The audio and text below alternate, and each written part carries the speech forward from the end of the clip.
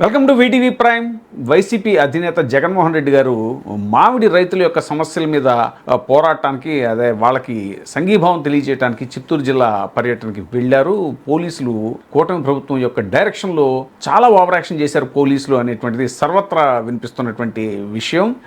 తాజాగా చూసుకుంటే వైసీపీకి సంబంధించినటువంటి చంద్రగిరి నియోజకవర్గం ఇన్ఛార్జిని పోలీసులు లాఠీచార్జి చేసినట్టుగా తెలుస్తుంది. లాఠీచార్జికి దిగడంతో అతనికి తీవ్రమైనటువంటి గాయాలయ్యాయి తలకి. ఆ విషయం అతను అంబులెన్స్లో ఉన్న విషయం జగన్మోహన్ రెడ్డి గారికి కాన్వాయ్ వెళ్తున్నప్పుడు తెలిసి ఆయన వ్యాన్ దిగి ఆ కార్యకర్తను పలకరించడానికి బయలుదేరినప్పుడు సాక్షాత్తు ఎస్పీ అడ్డుకోవడం అనేటువంటిది గమనించదగ్గ విషయం. అయితే చాలా తీవ్రమైనటువంటి వాగ్వివాదం జరిగింది. జగన్మోహన్ రెడ్డి గారు నా కార్యకర్తకి గాయం అయినప్పుడు నేను వెళ్ళి చూడాలి, నేను ఒక్కడనే వెళ్తాను, మిగతా ఎవరు రారు అని జగన్మోహన్ రెడ్డి గారు అంత Z+ సెక్యూరిటీ స్థాయిలో ఉన్నటువంటి వ్యక్తి అంతలా రిక్వెస్ట్ చేసినా కూడా ఎస్పీ మాట వినలేదు. ఆ కార్యకర్తకి ఈ విషయం తెలిసి జగన్మోహన్ రెడ్డి గారు నన్ను చూడటానికి రావడం ఏంటి, నేనే ఆయన చూడటానికి బయలుదేరతాను అనేటువంటి సాహసం కూడా చేయబోయాడను అని తెలుస్తోంది.